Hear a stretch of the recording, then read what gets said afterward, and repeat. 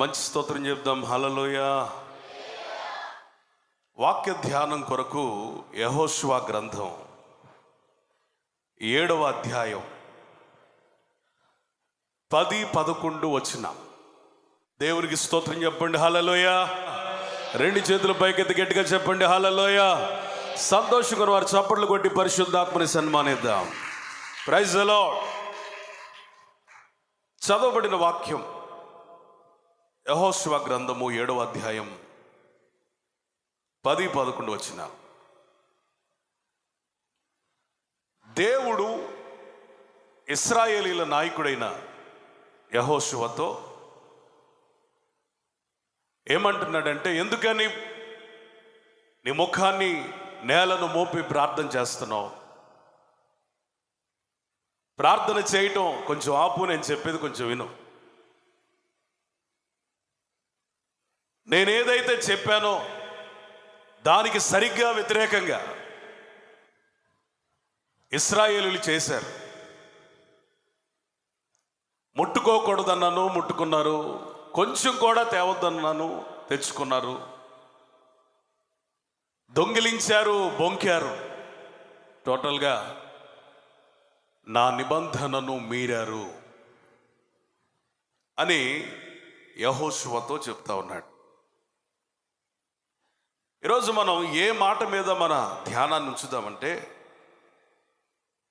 నా నిబంధనను వారు మీరి ఉన్నారు. నా నిబంధనను వారు మీరి ఉన్నారు.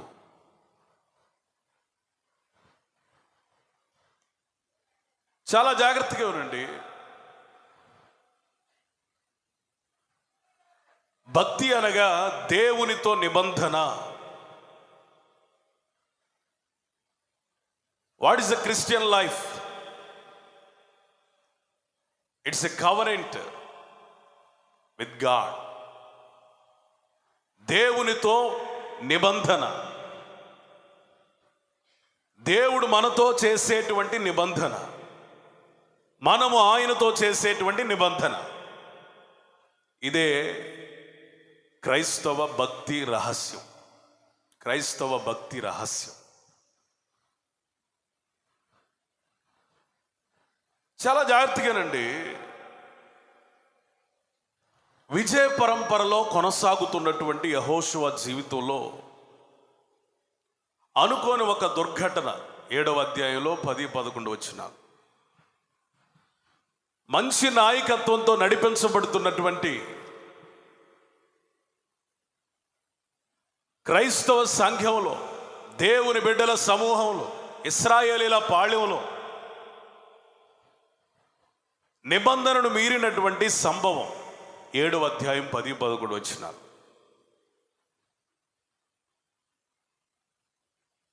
చాలా విస్తారమైన పరిచర్య జరుగుతుంది.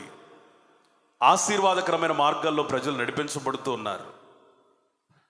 దేవుని ఆజ్ఞ మేరకు దైవజనుడు యెహోషువ ఆత్మచేత నింపబడి తన ప్రజలను నడిపిస్తూ ఉన్నాడు. చాలా బాగా జరుగుతుంది పరిచర్య. పరిచర్య బాగా జరిగితే ఏ దైవజనునికైనా సంతోషమే, ఏ పరిచారకునికైనా సంతోషమే, నిజమైన ఏ విశ్వాసికైనా సంతోషమే. ప్రజలందరూ చాలా సంతోషంగా ఉంటున్నారు. పరిచర్య చేయువారు చాలా సంతోషంగా ఉంటున్నారు. సహకరిస్తున్నవారు, విశ్వాసులందరూ చాలా సంతోషంగా ఉంటున్నారు. మంచి నాయకునిగా గుర్తింపు తెచ్చుకున్నటువంటి యెహోషువ కూడా చాలా అత్యానంద భరితుడై ఇంకా దూసుకెళ్ళడానికి ప్రయత్నం చేస్తూ ఉన్నాడు. యెహోషువకు ఉన్నటువంటి సంతోషం ఏంటంటే, నేను మోషేకు తోడై ఉన్నట్లుగా నీకు కూడా తోడై ఉంటాను. యెహోషువకున్న సంతోషం ఏంటంటే, ఇశ్రాయేలీలు మోషే బ్రతుకున్నప్పుడు మోషేని ఎలా సన్మానించారో, గౌరవించారో, భయపడ్డారో, విలువనిచ్చారో, మోషే చనిపోయిన తర్వాత కూడా దేవుని కృపను బట్టి యెహోషువకు కూడా అదే స్థాయిలో భయపడటం, లోబడటం జరుగుతుంది. దేవుడు నిబంధన చేశాడు యెహోషువతో. మొదటి అధ్యాయంలో కనపడుతుంది మనకు ఆ విషయాలు. నీ దినములన్నిట ఎవ్వరు నీ ఎదుట నిలువలేరు. స్తోత్ర. నీకు మంచి నాయకత్వాన్ని ఇస్తాను, భయపడొద్దు, జడియొద్దు, కృంగిపోవద్దు, నేను నీకు తోడుగా ఉంటాను.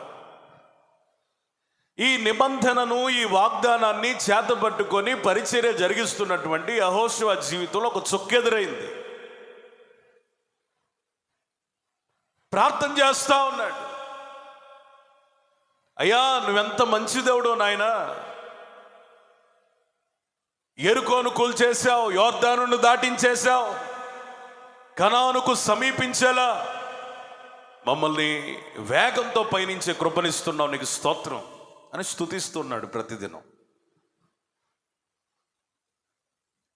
యెరికో పట్టణాన్ని సమూలంగా నాశనం చేసిన తర్వాత చాలా రెస్ట్ మోడ్లో ఉంది ఇశ్రాయేల్ దండంతా, ఇశ్రాయేల్ పాళ్యం అంతా, అరణ్యంలో ఉన్న సంఘం అంతా రెస్ట్ మోడ్లో ఉంది. అంటే అలిసిపోయి విశ్రాంతి తీసుకుందాం అన్నట్లుగా ఉంది. ఇప్పుడు హాయి పట్టణాన్ని జయించాలి, చాలా చిన్న పట్టణం అది. నాయకుడైన యెహోషువ అన్నాడు, ఇప్పటికే మనోళ్ళు యోర్దానును దాటి యెరికోను కూల్చి చాలా ప్రయాసపడి చాలా అలసిపోయారు. చాలా చిన్న పట్టణం అది, మనమంతా వెళ్ళాల్సిన అవసరం లేదు, ఒక 3,000 మంది అయితే సరిపోతారు అని వాళ్ళను పంపించాడు. పంపించిన తర్వాత జరిగినటువంటి సంఘటన ఏంటంటే, యుద్ధం చేయటానికి బారులు తీరి వెళ్ళినటువంటి ఇశ్రాయేలీలు మరణ ఘోష వినపడుతుంది, ఆర్తనాదాలు వినపడుతున్నాయి, అపజయ స్వరాలు వినబడుతున్నాయి. ఇప్పుడు భయం పట్టుకుంది యెహోషువకి, అయ్యో దేవా, యోర్దానును దాటామే, యెరికోని జయించామే, ఎందుకు నాయనా ఈ కీడు, ఎందుకు నాయనా ఇది? నన్ను ఎవరైనా ప్రశ్నిస్తే నేనేం సమాధానం చెప్పాలి? ఎవరైనా నిలదీస్తే నేనేం జవాబు చెప్పాలి? మోషే మీద సణిగినట్లుగా నా మీద కూడా సణిగి, ఎందుకయ్యా మమ్మల్ని అరణ్యంలో తీసుకొచ్చి ఇంత ఇబ్బంది పాలు చేస్తున్నావు అంటే నేనేం చేయాలయ్యా అని చాలా వేదన చెందుతున్నాడు, బాధపడుతున్నాడు, కన్నీరు విడుస్తున్నాడు, సమస్యకి పరిష్కారం ప్రార్థనలో వెతుకుతున్నాడు. దీనుడై తన తలను నేలను మోపి ప్రార్థన చేస్తూ ఉన్నప్పుడు దేవుడు మాట్లాడినటువంటి మాట ఏంటంటే, యోర్దానును జయించారంటే, యెరికోని కూల్చేశారంటే, నేను మీతో చేసిన నిబంధన ప్రకారం మీరు నాతో నిబంధన చేసి అందులో నిలిచారు కాబట్టి మీకు జయం కలిగింది. స్తోత్రం చెప్పండి, మంచిగా చెప్పాలా? Praise the lord. ప్రియులారా వినండి, మన జీవితంలో జయం రావాలంటే, విజయం రావాలంటే, ఆశీర్వాదకరమైనటువంటి మార్గాల్లో పయనించాలంటే, కనానుకు సమీపించాలంటే నిబంధనకు అంటు కట్టబడిన జీవితం మనకు కావాలి. నిబంధన చేయబడిన జీవితాల్లో నుండి మేరకూడదు, తొలగకూడదు, బ్రేక్ చేయకూడదు. దేవుని కవనెంట్ని బ్రేక్ చేయకూడదు. ఒకటే ఒక గుర్తు, భూమి ఆకాశాలు గతించిపోయినా మన ఎడల ఆయన చేసిన నిబంధన అనేటువంటిది మీరే దేవుడు కాదు. నమ్మిన వాళ్ళు స్తోత్రం చెప్పండి, ఆమేన్. ఆకాశం గతించిన, నక్షత్రాలు రాలిపోయిన, భూమి చలించిన, పరిస్థితులు ఎలా మారినా మనతో ఆయన చేసిన నిబంధనను మరిచిపోయే దేవుడు కానే కాడు. ఒకవేళ మన జీవితంలో అపజయం ఎందుకయ్యా, ఎందుకు అపహాస్యం పాలవుతున్నావు, ఎందుకని విడనాడబడుతున్నావు, ఎందుకని మన జీవితంలో దేవుడు చేసిన నిబంధన నెరవేర్పులోకి రావట్లేదంటే ఒకటే ఒక కారణం, దేవుని సమస్య కాదు, అది మన సమస్య. ఆయనతో మనం చేసిన నిబంధనను మనం మరిచిపోయాం. చాలా జాగ్రత్తగానండి. నీవు ఎంతకాలము దేవుని నిబంధనలో నిలుస్తావో అంతకాలం నీ విజయాన్ని ఆపడం ఎవరికీ సాధ్యం కాదు. స్తోత్రం. నీవెంతకాలము నిబంధనలో నిలుస్తావో అంతకాలం నీ ఆశీర్వాదాన్ని ఆపడం ఎవరికి సాధ్యం కాదు. నీ నిబంధనలో నువ్వెంతకాలం నిలిస్తే అంతకాలం నువ్వు ఆశీర్వదించబడతావు. కేవలం ఎందుకు సమస్యలు మన జీవితంలో, ఎందుకు మన కుటుంబంలో ఆర్థిక ఇబ్బందులు, ఎందుకని ఆశీర్వాదాన్ని సరిగ్గా అనుభవించలేకపోతున్నాం, ఎందుకని దేవుని వాగ్దానాలని స్వతంత్రించుకోలేకపోతున్నాం, ఎందుకు దేవుడు చేస్తానన్నది మన జీవితంలో చేయట్లేదు అంటే ఆయన అన్యాయస్తుడైన దేవుడు కాదు, అబద్ధికుడైన దేవుడు కాదు, మనిషి వంటి వాడు కాదు. కానీ మనలోనే ఎక్కడో సమస్య, ఎక్కడో లోపం, ఎక్కడో బలహీనత, ఎక్కడో ఆజ్ఞను మీరిన అనుభవం.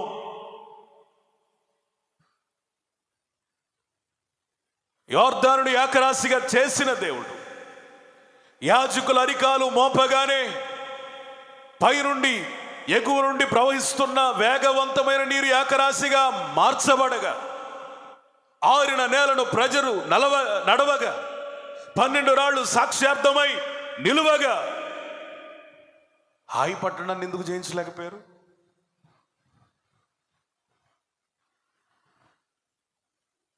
ఎవరు కూడా ఛేదించలేని దుర్భేద్యమైన పట్టణమైన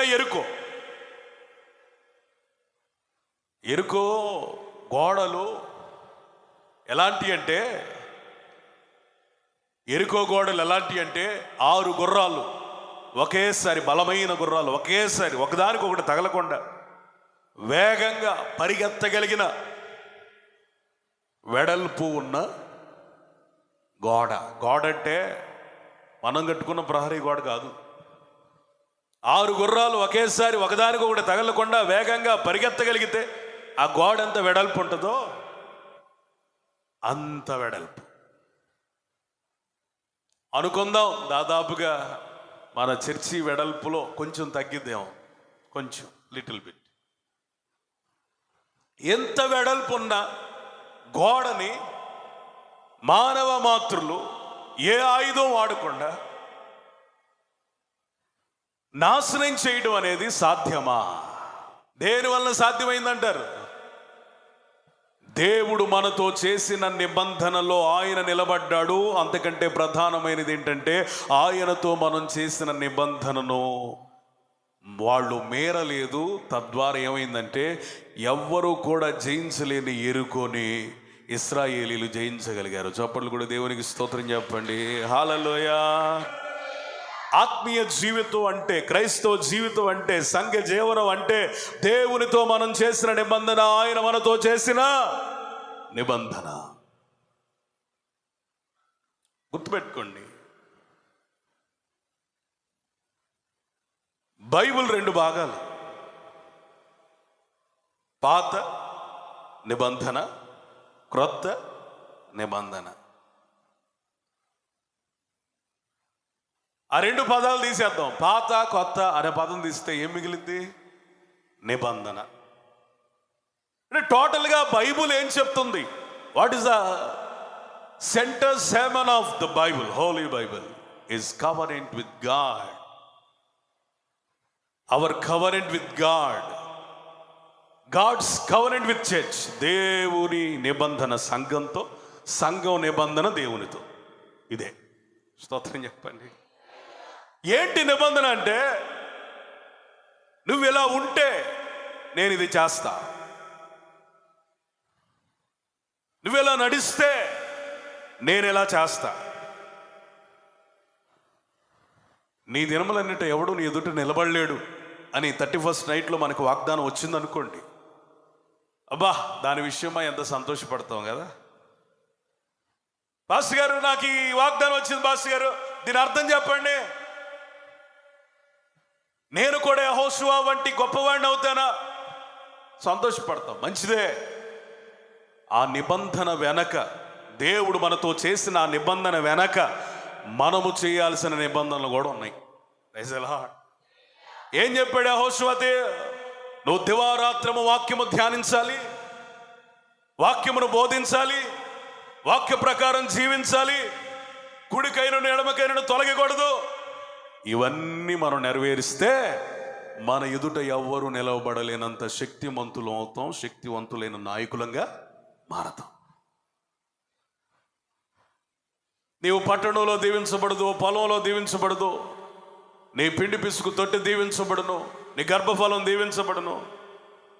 ఇలాంటి వాగ్దానాలన్నీ మన చేతిలోనికి అరచేతిలో వచ్చినప్పుడు అరచేతిలో ఏదో ఆశీర్వాదం ఉన్నట్లుగా మనం భావిస్తాం. కానీ ఆ వచ్చిన ఒక కార్డు ముక్కలో ఆశీర్వాదం లేదు. దాని ముందే ఉందో అది చదవాలి. ఆ ముందు అధ్యాయంలో ఏముందో అది చదవాలి. ఆయన ఏం చెప్తున్నాడో ఆజ్ఞలు అవి చదవాలి. ఏవి నెరవేర్చాలో అవి చదవాలి. చదవడం మాత్రమే కాదు, వాటి ప్రకారం జీవించాలి. అప్పుడే నిబంధన సంపూర్ణమైంది. స్తోత్రం చెప్పండి. నిబంధన సంపూర్ణం అవడం అంటే ఏంటి? మనది మనం నెరవేర్చుకోవడం కాదు, ఆయన నెరవేర్చుకోవడం కాదు. రెండు సమన్వయపరిచి ఒక అద్భుతం జరగాలి. ఏది లోపించినా కానీ ఆ నిబంధన అసంపూర్ణమైందే. నువ్వు నెరవేర్చకపోతే దేవుడు చేయడు. దేవుడు చేయకపోతే నీకు నెరవేర్పు కలగదు. దేవుడు నీ జీవితంలో వేల వాగ్దానాలు చేసిన, వేల నిబంధనలు, దేవుని నిబంధనలు నీ జీవితంలో ఉన్నా నీవు గనక వాటిని నెరవేర్చలేని వాడవైతే నీ జీవితంలో ఒక్క ఆశీర్వాదాన్ని, ఒక్క వాగ్దాన నెరవేర్పును కూడా చూడలేవు. మ్యాటర్లోకి వద్దాం. ఎంత విజయ పరంపరలో సాగిపోతున్నటువంటి యెహోషువ నాయకత్వంలో ఎందుకని ఇబ్బంది అంటే నిబంధన మీరాడొకడు. ఒకడేం చేశాడు? నిబంధనను మీరాడు. నిబంధనను మీరి దేవుడు చెప్పాడు, అరే నాయనా, ఎరుకోను మీకు అప్పగిస్తాను, అది కాలిపోతుంది, నాశనం అవుతుంది, శపితమైన పట్టణం, అది తిరిగి ఎవరు కట్టించకూడదని యెహోషువ చెప్పాడంటే ఇక దాని పునాదులు కూడా దేవుడు తొలిపించేశాడు. అంత తీవ్రత కలిగి దేవుడు నాయకుడని యెహోషువ ఉన్నాడు. ఒకడే చెప్పాడు, ఇందులో ఉన్న వెండి బంగారాలు దేవునివి. స్తోత్రం. ఇనుము ఇత్తడి దేవునివి, మిగిలిన అన్ని శపితమైనవి. ఈ శపించబడిన పట్టణంలో నుండి ఏది కూడా మీరు తాకకూడదు, కొంచెమైనా తీసుకొని మీ గుడారాల్లో పెట్టుకోకూడదు. ఇది దేవుడు ఇశ్రాయేలీయులకు ఇచ్చిన ఆజ్ఞ. ఒకవేళ కనుక ఈ విధంగా మీరు చేసినట్లయితే మీరు వెళ్ళు ప్రతి స్థలములలో విజయమే కలుగుతుంది, కానీ అపజయం కలగదు. ఆమేన్. నేను గనక చెప్పిన ఈ పని చేస్తే హాయి కాదు కదా. మీరు కనాను చేరేంత వరకు ఎవ్వడు, ఏ రాజు, ఏ పట్టణం, ఏ నగరం మిమ్మల్ని ఆపలేదు అని చెప్పాడు చక్కగా. ఒకసారి మనం ఆకాను గురించి ఆలోచిద్దాం. ఆకానుకు వాక్యం తెలీదా? ఆకానికి పరిశుద్ధతను గురించిన తీవ్రత లేదా? ఆకాను ఆత్మీయుడు కాడా? ఒకవేళ ఆకాను ఆత్మీయుడు కాకపోతే యెహోషువ నాయకత్వంలో ఆకాను పేరు మనకు కనబడేది కాదు. ఇతడెవరో తెలుసా? యొర్దాను ఏకరాశిగా మారడం చూచిన దేవుని నిబంధనలో నిలిచిన భక్తుడు. స్తోత్రం. ఎవరైనా అరికాలు తాకగానే ఏకరాశిగా నిలవబడగా ఆరిన నేలపై నడిచిన సాక్షి, దేవుని సాక్షి. ఎవరైనా ఏ విధంగా అయితే యెహోషువ చెప్పాడో ఆ నడిపింపులో నడిచిన అనుచరుడు, మంచి విశ్వాసి, మంచి శిష్యత్వపు విలువలు కలిగినటువంటి వాడు. ఈయనెవరో తెలుసా? సాక్షాత్తు ఎరుకో నాశనం అవటం కళ్ళారా చూసినవాడు. దేవునికి స్తోత్రం. ఎరుకో చుట్టూ తిరిగినవాడు. దేవునికి స్తోత్రం. నాయకుడు మౌనంగా ఉండమంటే మౌనంగా ఉండి అరవమంటే అరిచినవాడు. స్తోత్రం చెప్పండి. స్తుతించిన స్తుతి జీవితం కలిగిన వాడు. హల్లెలూయా. నమ్మకంగా దండులో ఒక భాగమై వెంబడించిన విశ్వాసపాత్రుడు. తన సామాన్యమైన వ్యక్తి ఏం కాదు. ఆత్మీయ విలువలు ఉన్నవాడే, పరిశుద్ధత గురించి తెలిసిన వాడే, వాక్యపు లోతులు తెలిసిన వాడే, శిష్యత్వం నేర్చిన వాడే, అన్నీ ఉన్నాయి. కానీ కొన్నిసార్లు కొంతమంది టెస్ట్ చేస్తారు. దేవుని టెస్ట్ చేస్తారు, దైవజనుని టెస్ట్ చేస్తారు, దేవుని వాక్యాన్ని టెస్ట్ చేస్తారు.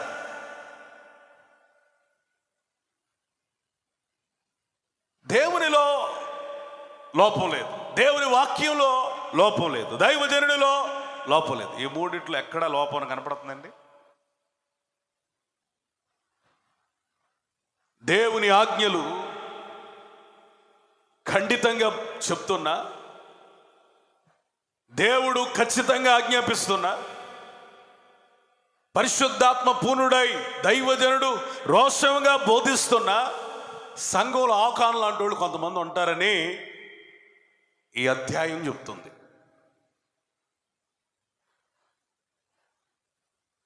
దేవునిలో లోపం లేదు, ఆయన మారనివాడు, మార్పు లేనివాడు. ఆయన ఆజ్ఞలు 7 సార్లు ఓదబడిన స్వచ్ఛమైన వెండి వంటివి. స్తోత్రం. ఇక దాన్ని ఎడిట్ చేయడానికి కానీ, యాడ్ చేయడానికి కానీ, కలపడానికి, చెరపడానికి, సరి చేయడానికి ఏమాత్రం అవసరత లేనంత స్వచ్ఛమైన వాక్యం, ప్యూర్ వర్డ్. ప్రాబ్లం ఎక్కడ? ఈ పాస్ గారు అట్టాకి చదువుతారులే,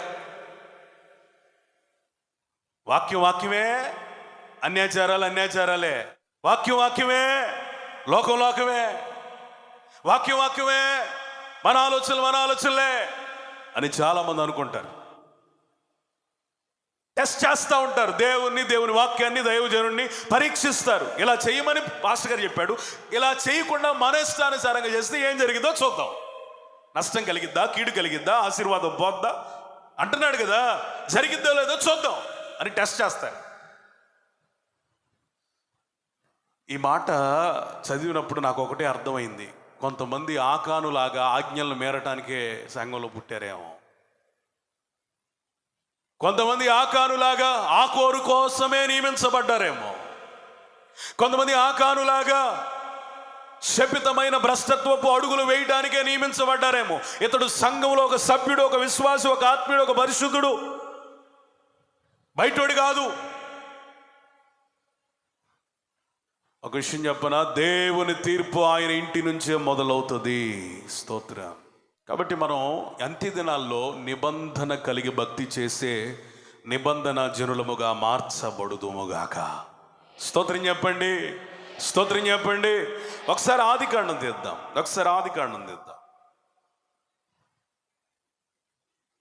ఆదికాండం 17:11. గోప్యాంగ చర్మం అది నాకు నీకు మధ్యనున్న నిబంధనకు సూచనగా ఉన్నది. ఎవరితో మాట్లాడుతున్నారు? అబ్రహాముతో. ఎవరు మాట్లాడుతున్నారు? దేవుడు. దేని విషయమే మాట్లాడుతున్నాడు? నిబంధన విషయమా. ఏంటా నిబంధన? గోప్యాంగ చర్మము వద్ద సున్నతి చేయబడుట. అబ్రహాము, నేను పిలిస్తే వచ్చావు, నన్ను నమ్మావు, నీతిమంతుని ఎంచబడ్డావు, నీకు వాగ్దానాలు చేశాను. ఏమని వాగ్దానం చేశానంటే, ఆకాశ నక్షత్రాలంత బిడ్డలను ఇస్తానని, ఇసుక రేణులంత విస్తారమైన ప్రజలను ఇస్తానని, నిన్ను దీవించిన వారిని దీవిస్తానని, శపించిన వారిని శపిస్తానని, నిన్ను ఆశీర్వదిస్తానని, నిన్ను బట్టి సమస్త జాతులు దీవించబడతాయి అని, ఇలా చాలా విషయాలు నేను చెప్పాను కదా. ఈ వాగ్దానాలన్నీ ఓకే. అయితే ఈ వాగ్దానాలు నెరవేర్చబడాలి అంటే, ఈ వాగ్దానాలు విస్తారంగా నీలో వృద్ధి చెందాలంటే, నేను చెప్పిన మాట తూచా తప్పకుండా జరగాలంటే, సమస్త జాతులకు నీవు తండ్రిగా మారాలంటే, నీకు నాకు మధ్య ఒక అగ్రిమెంట్, ఒక కవనెంట్ ఉండాలి. స్తోత్రం చెప్పండి. చాలామంది నోరు తిరక్క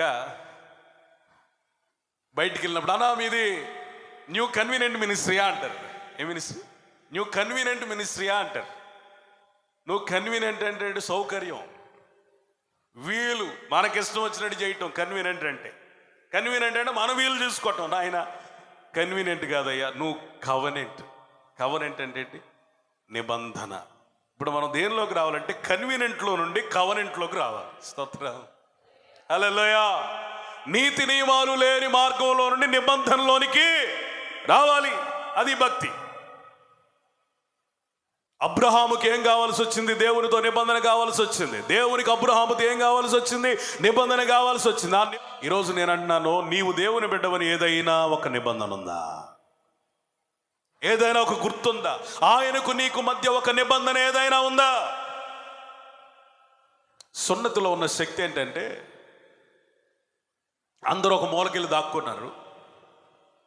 సౌలు కూడా ఒక మూలకి వెళ్ళి ప్రకటన చేయరా, వీడిని జయించడం సాధ్యం కాదు, ఎవడైతే గొలియాతుని జయిస్తాడో వాడికి నా అర్ధరాజ్యం ఇస్తాను, నా కుమార్తెనిచ్చి పెళ్లి చేస్తానని చెప్పండి నాయన అన్నాడు.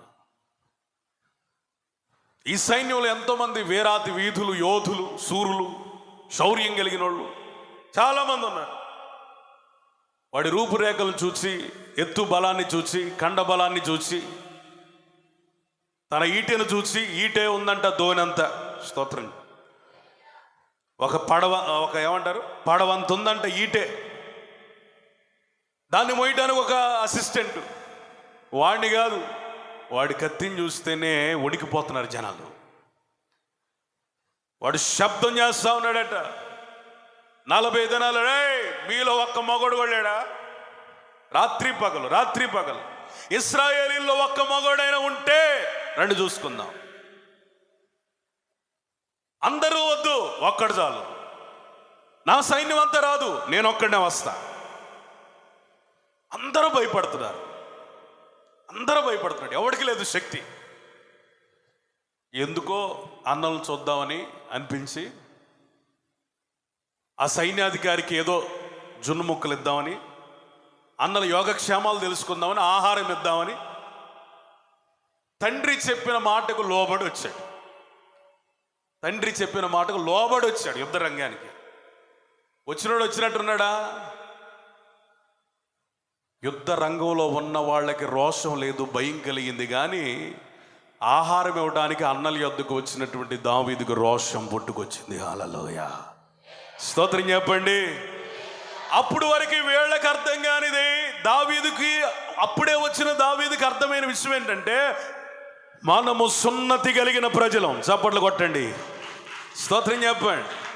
We are covenant people. వాడెవడయ్యా బలాన్ని చూస్తున్నారు, వాడెవరయ్యా ఈటని చూస్తున్నారు, యుద్ధాయుధాలను చూస్తున్నారు, యుద్ధ నైపుణ్యం చూస్తున్నారు. వాడెవడో తెలుసా? వాడికి బలం ఉంది కానీ నిబంధన లేనోడు. స్తోత్రం. కండ బలం ఉంది కానీ దేవునితో నిబంధన లేనోడు. స్తోత్రం. వారి దేవుడు నిబంధన కలిగిన దేవుడు కాదు. ఆ దేవునికి ఒక నీతి నిబంధనలు లేవు. వాడు జీవము కలిగిన దేవుడు కాడు. అసలు మనం ఎవరో తెలుసా? దేవుడే మనతో నిబంధన చేసిన జనులం. స్తోత్రం. మన పితరుడైన అబ్రహాం ఎవరో తెలుసా? దేవుని చేతిలోనే చెయ్యి వేసి, అయ్యా నీ కొరకు నేను బ్రతుకుతానని నిబంధన చేసినాడు. ఆయన వంశంలో నుంచి పుట్టిన మనం నిబంధన చేయబడిన వాళ్ళం, సున్నతి కలిగిన వాళ్ళం. అడిగి మనం భయపడటం ఏంటి అని రోషం తెచ్చుకొని యుద్ధం చేయడానికి పూనుకున్నాడు. హల్లెలూయా. నిబంధనలో ఉన్న గొప్ప శక్తి ఏంటంటే ఆత్మ సంబంధమైన రోషం వస్తుంది. దేవుని కొరకు బ్రతకాలనే వైరాగ్యం వస్తుంది. బ్రతికితే ఆయన కొరకు, చచ్చిపోతే ఆయన కొరకు అనేటువంటి తీర్మానంలోనికి మనల్ని నడిపించేది నిబంధన. ఎంతకాలం నిబంధన లేకుండా బ్రతుకుతాం? యుద్ధం చేసే గుంపులో ఉన్నారు కానీ యుద్ధం చేయడానికి ధైర్యం చాలటల్లా.